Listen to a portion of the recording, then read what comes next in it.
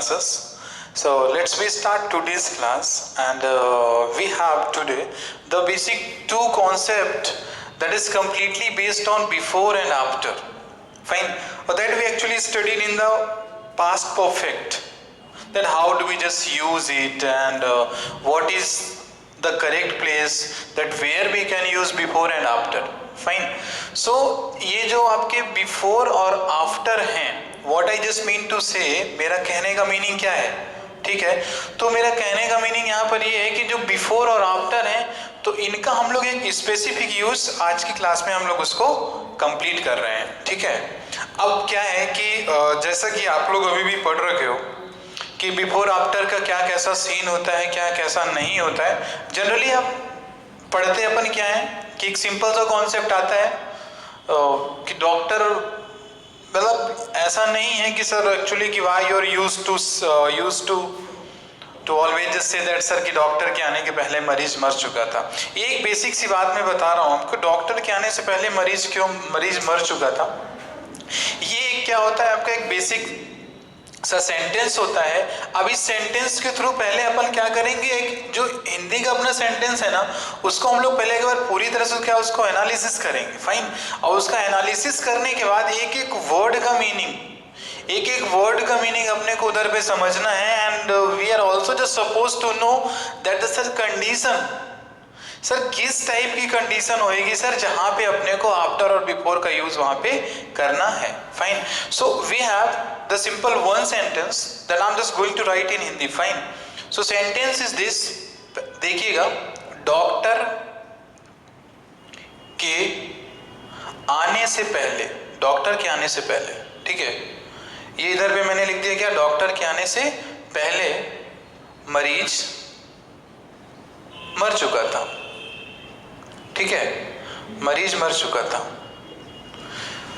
Fine. अब ये doctor के आने से पहले मरीज मर चुका था, तो आप इसे क्या बोलोगे generally, do we just call to this sentence और not?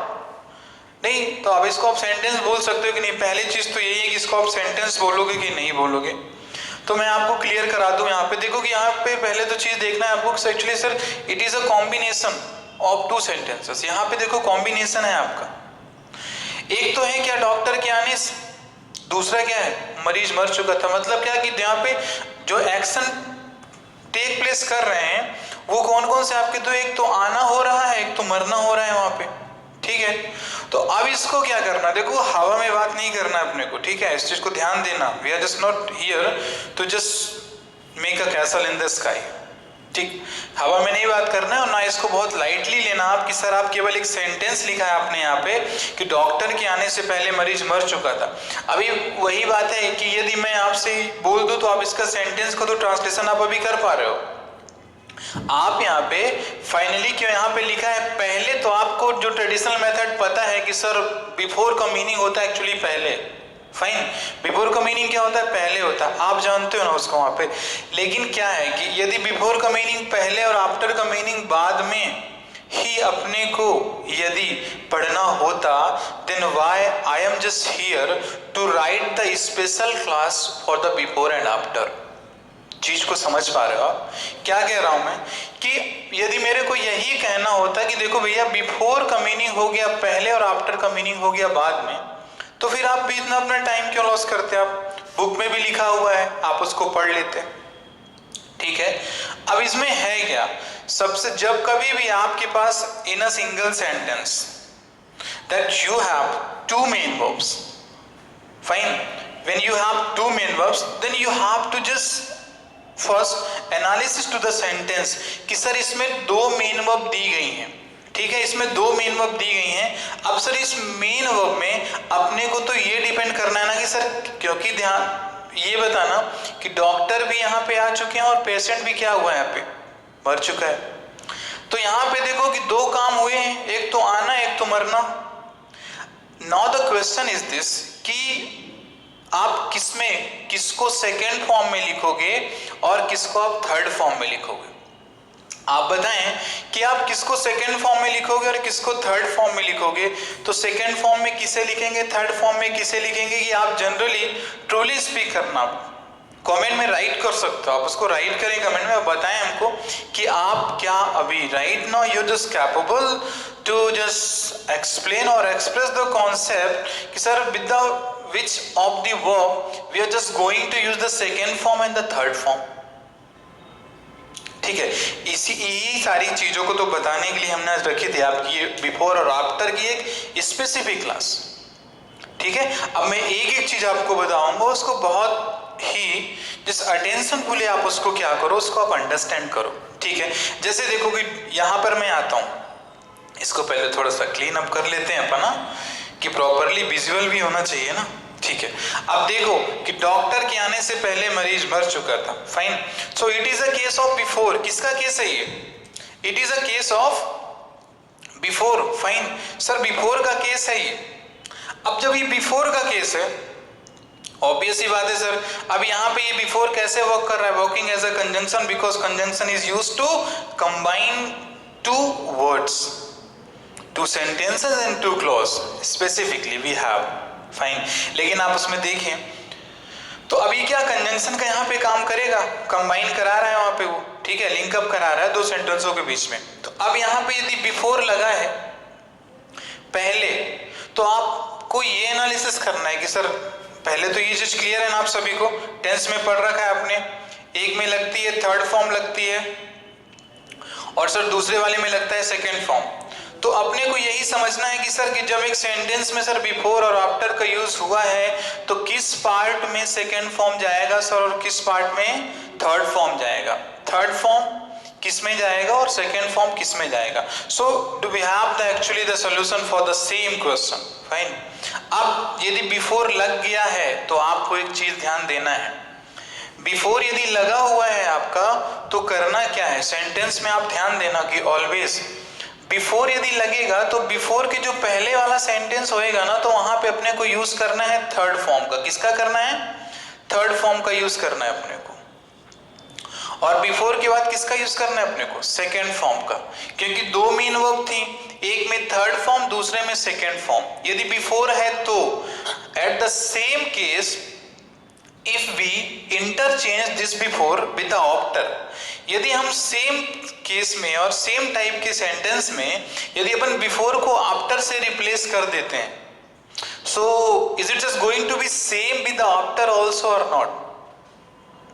You can just say that if we just replace this before with after, यदि अपन before को after के साथ replace करते हैं और sentence को same रखते हैं, so it is just going to be just completely as equal to the concept of before or not? क्या ये हूबहू वही कॉन्सेप्ट रहेगा बिफोर और आफ्टर की तरह ही कि नहीं रहेगा? नहीं रहेगा। इसको बहुत क्लियर कर लो आप। बिफोर और आफ्टर में जैसे यहाँ पे देखो क्या होगी, आप बताओ मेरे को, अपोजिट की यदि बात करें तो जनरली क्या होता है, जैसे आप ही कहते हो ना कि पहले तो बाद में, दिन हो या रात हो, ऐसे अपन कहते हैं वहां पे। तो जब देखो कि ये सिंपल सी ट्रिक बता रहा हूं टू बी अंडरस्टूड, फाइन, कि आपको कैसे अंडरस्टूड होना है। वहां पे देखो बिफोर था तो यहाँ पे थर्ड फॉर्म लगा हुआ था और यहाँ पे सेकेंड फॉर्म लगा हुआ था। यदि आफ्टर आएगा तो क्या होगा कि सर ये जो मेन वर्ब का केस लिखा है ना सर, ये भी इंटरचेंज होगा। क्या होगा? ये इंटरचेंज होगा। तो आफ्टर के पहले यहाँ पे सेकेंड फॉर्म और आफ्टर के बाद क्या लग जाएगा? थर्ड फॉर्म लग जाएगा। चलो एक कॉन्सेप्ट तो हम लोग यहाँ से ही क्या करते हैं, इसको वाइंड अप करते हैं।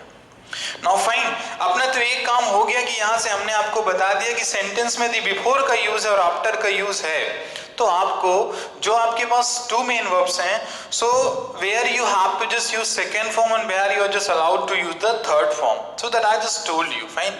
सो now the question it arises that कि आप किधर पे सर बिफोर और आफ्टर में क्यों, मैं why I am just repeating it again, because what I just want that after watching this video you must not feel that कि sir अपने को बिफोर और आफ्टर का कॉन्सेप्ट ही नहीं पता। सर पूरी तरह से that completely you need to be just know about the before and after what actually I just want, fine, ये मैं चाहता हूं। ठीक है, तो अब बिफोर आफ्टर बार बार आप इसको ध्यान देना कि सर बिफोर है तो बिफोर के पहले थर्ड फॉर्म और बिफोर के बाद सेकंड फॉर्म, आफ्टर है तो आफ्टर के पहले सेकंड फॉर्म और आफ्टर के बाद क्या लगेगा, थर्ड फॉर्म लगेगा। ठीक है, अब चलो ये तो हमारा पहला स्टेप हुआ, बिफोर आफ्टर का थोड़ा सा अपन ने यूज जान लिया वहां पे। Now the question is this कि सर किसको सर थर्ड फॉर्म बनाएंगे सर और किसको सेकंड फॉर्म बनाएंगे। Question arises that to whom we just going to write the second form और third form। सेंटेंस में तो लिखे रहेंगे आपके दो मेन वर्ब, तो किसे आप क्या बनाओगे वहां पे, तो हम अभी आपको वो भी बता रहे हैं कैसे आप उसका वो करोगे। ठीक है, लेकिन while just watching this video of today, आज का ये वीडियो देखते वक्त there must be not anything except the class in your mind। आज क्लास के अलावा आपके माइंड में कुछ भी होना नहीं चाहिए वहां पर, बिकॉज यदि माइंड में कुछ रहेगा ना तो बस काम वही रहेगा सर कि since the day we started to attend the coaching classes until today sir we just not supposed to know the concept। if someone is asking to you at the particular time, then actually what is your reaction, that we can just appreciate to that। fine, so question is this कि अब अपन कैसे decide करेंगे कि sir कौन सा third form जाएगा कि कौन सा सेकंड फॉर्म में, क्योंकि मैं आपको बता दिया कि यदि बिफोर है सेंटेंस में तो बिफोर के पहले थर्ड फॉर्म और बिफोर के बाद सेकंड फॉर्म, और यदि आफ्टर लगा हुआ है तो आफ्टर के पहले लगेगा सेकंड फॉर्म और आफ्टर के बाद लगेगा क्या, थर्ड फॉर्म लगेगा। ये तो क्लियर है ना, से यस और no, just write in the comment box, is it clear. Fine, okay okay, thank you.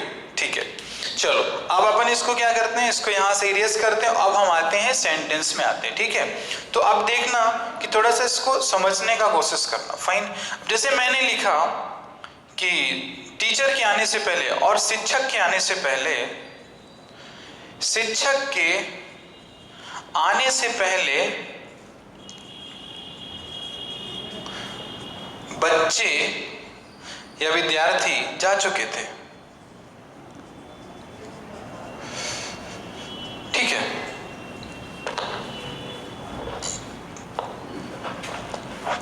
शिक्षक के आने से पहले विद्यार्थी जा चुके थे, एक पहला सेंटेंस हो गया। At the same place we are just allowed to use the after also. अब मैं बोलता हूं शिक्षक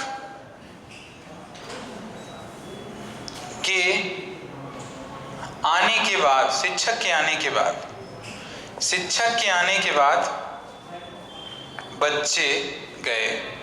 चलो ठीक है, देखो it is not means that कि ऑलवेज देयर मस्ट बी चुका था चुकी थी, some type of traditional method do be have. Fine, ये ऐसा कुछ नहीं हो वहां पर कि आप इसको बार बार लेके रहोगे सर आपने एक में चुका था कर दिया, एक में चुकी थी की ना sir. So thing is not like this. Fine, अपने को क्या करना है, अपने को इसको टैकल करना है according to the situation of the verb. Fine, because आप समझ सकते हो उसको वहां पे कि everywhere you will just not get the Hindi of English. Fine, because you have to just write your examination, और एग्जाम में आपको पता है कि हिंदी नहीं दिया होता वहां पे। ठीक है, so here we have the actually two sentences. Fine, अब देखो यहां पर बताना, आप बताओ कि इसमें बिफोर का यूज होगा कि नहीं होगा, बोलो यस और नो।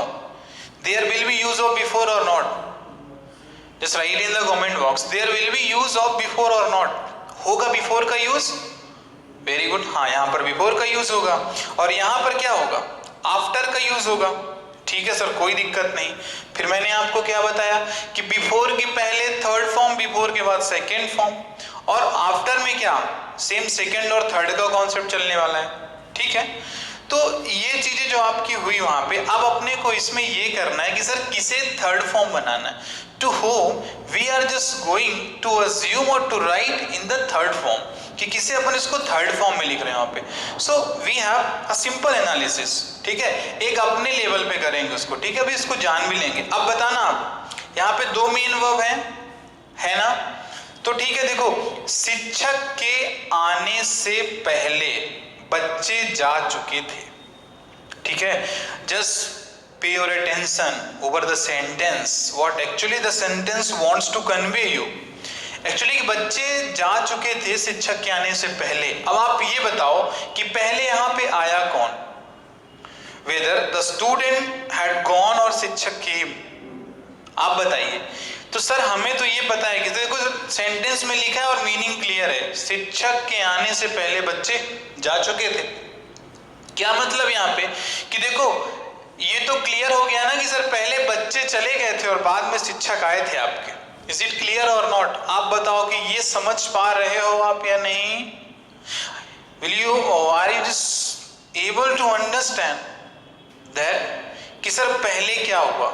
देखो क्या लिखा है, शिक्षक के आने से पहले बच्चे जा चुके थे। बहुत फ्रेश माइंड से इसको सोचो आप वहां पे। तो पहले क्या हुआ कि पहले बच्चे गए या शिक्षक आए? तो सर पहले क्या हुआ कि सर पहले तो बच्चे गए। क्या गए आपके?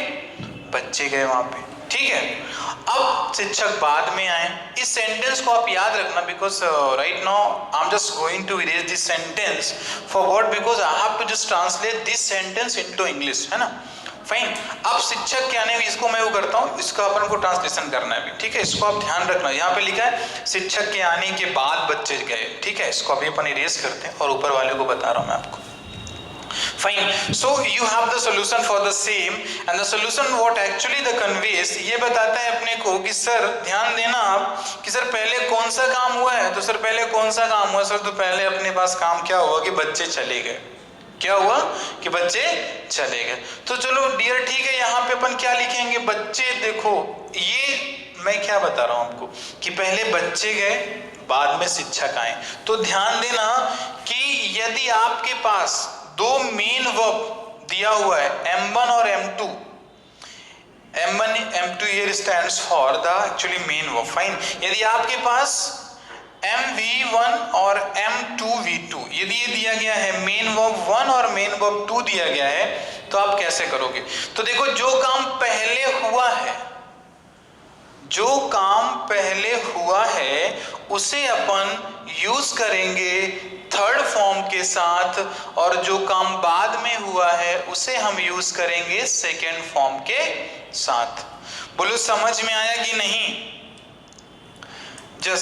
यू जस्ट टेल दैट मैं जो बताया आपको समझ में आया कि नहीं। देखो पहले क्या, पहले बच्चे गए और बाद में शिक्षक आए। अब आप इसको ये मेरे अकॉर्डिंग मत मानो, आप कुछ सेंटेंस को पढ़ के उसको समझ सकते हो कि शिक्षक के आने से पहले बच्चे जा चुके थे। तो ठीक है, अब यहाँ पर देखो बच्चे गए, तो बच्चे के साथ अपन जो वर्ब यूज है उसका यूज करना है थर्ड फॉर्म के साथ। किसके साथ करना है? थर्ड फॉर्म के साथ करना है। और शिक्षक का जो आने वाला सिचुएशन है ना, जो क्लाइमेक्स ऑफ द टीचर है ना, जो आने का वहां पे, तो उधर अपन क्या करेंगे? Second form. तो ये यहाँ पे सेकेंड फॉर्म लगेगा। अब सेंटेंस को करना है अपने को क्या? ट्रांसलेट करना है इनटू इंग्लिश, फाइन। अब इसको ट्रांसलेट करना है, तो अब अपन इसको क्या करेंगे? तो इसको देख लो अभी यहाँ पे आप करना क्या अपने को। तो ठीक है, वेरी गुड, बच्चे से स्टार्ट करते हैं, क्योंकि बच्चे चले गए थे ना, फिर टीचर आया था। कुछ ऐसा है ना कि बच्चे गए फिर टीचर आए। तो यहाँ पे अपन लिख देंगे द चिल्ड्रन। क्या लिखेंगे हम? Here we will write the children. अब बताना थर्ड फॉर्म। तो थर्ड फॉर्म का यदि आपको यूज करना है तो आप यहाँ पर किसका यूज करोगे? देखो दोनों पास्ट के सेंटेंस हैं, तो थर्ड फॉर्म का यूज करना है आपको। तो पास्ट में क्या, थर्ड फॉर्म के पहले you need to just use the had और नॉट। है जरूरत कि नहीं? Sir obvious. तो अपन क्या लिखेंगे? The children had gone before the teacher came. क्या होगा? The teacher came. समझ में आया क्या क्या लिखा मैंने? अब देखो सेंटेंस तो शुरू इधर से था, तो टीचर के आने से पहले बच्चे जा चुके थे, लेकिन सर यहाँ पे हमने चिल्ड्रन से शुरुआत क्यों की? क्योंकि देखो यहाँ पे ऐसा कुछ भी नहीं है, मैं जो बता रहा हूँ उसको आप समझ पा रहे होगे कि पहले काम सर ये बच्चों वाला सेक्शन वाला हुआ है, बाद में शिक्षक के सेक्शन का कार्य हुआ है, फाइन। इट मीन्स दैट कि पहले बच्चे गए और शिक्षक बाद में आपके आए, ठीक है। तो इसको अपन कर लेते हैं, वहां पे कोई दिक्कत नहीं। तो ये हमारा क्या बन गया? The children had gone before the teacher केम। ये ऐसा सेंटेंस बन जाएगा आपका। कैसे बन जाएगा? बोलो सही है कि नहीं? ठीक है, सही है कि नहीं? तो ये ऐसा हुआ। होप सो दैट आप इसको समझ गए होंगे, fine. And if you're just facing any type of difficulties to be just understood, so you can just write us on our comment, fine. लेकिन ध्यान देना, बट जस्ट पे your attention that what actually I just want कि आपसे ना इस class के बाद बिफोर और आफ्टर का कोई भी एक single concept will not be just left. Empty, ठीक है, कोई भी कॉन्सेप्ट एम्प्टी नहीं होना चाहिए, ठीक है। अब देखो दूसरा सेंटेंस जो मैंने लिखा था वो क्या लिखा था मैंने, दूसरा सेंटेंस मैंने लिखा था, सेंटेंस वो क्या था बताइए, ठीक है। सो सेकेंड सेंटेंस वाज कुछ भी था एक्चुअली, क्या था मेरे को भूल गया, मैं कुछ भी लिख देता हूं यहाँ पे। सो इट वाज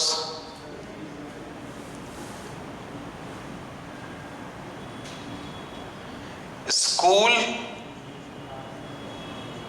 जाने के बाद मैं उससे मिला, ठीक है, कुछ भी लिख दो, ठीक है, थोड़ा सा माइंड से स्किप हो गया, व्हाट वाज दैट सेंटेंस, ठीक है।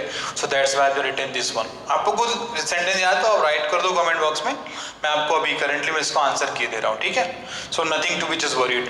देखो स्कूल जाने के बाद मैं उससे मिला, फाइन, तो चलो ठीक है, इसमें अब देखते हैं कि क्या हुआ, पहले कौन सा हुआ, क्योंकि देखो here it is a specific use of after, बोलो आफ्टर का यूज होगा बिफोर का, तो पहले तो सर ये क्लियर हो गया कि यहाँ पे अपन यूज किसका करेंगे, आफ्टर का करेंगे, और हमारे पास सिंटेक्स भी ऑलरेडी है कि सर जब आफ्टर लग जाएगा मिडिल में तो क्या करेंगे अपन, आफ्टर के क्या करेंगे, जैसे जो आफ्टर का आपका जो ये राइट साइड पड़ेगा, यानी आफ्टर इधर हो गया तो जो राइट साइड तो सेकंड फॉर्म, सर इधर सॉरी इधर तरफ सेकंड फॉर्म और इधर तरफ क्या होगा आपका थर्ड फॉर्म होगा, ठीक है। तो अब देखो आफ्टर यहाँ पे लग गया, अब किसके साथ सेकंड फॉर्म लगाना है और किसके साथ आपको थर्ड फॉर्म लगाना है, that you are actually the aware, आप उससे अवेयर हो चुके हो, क्योंकि ऑलरेडी मैंने 10 to 12 minutes I have just spoken over that particular concept, fine. So this is actually fine. So अब अपने को करना क्या है, यहाँ पे देख लो आप थोड़ा सा, चलो फटाफट पता करते हैं सर पहले क्या हुआ। देखो स्कूल जाने के बाद मैं उससे मिला, तो पहले बताओ कि पहले मिला कि पहले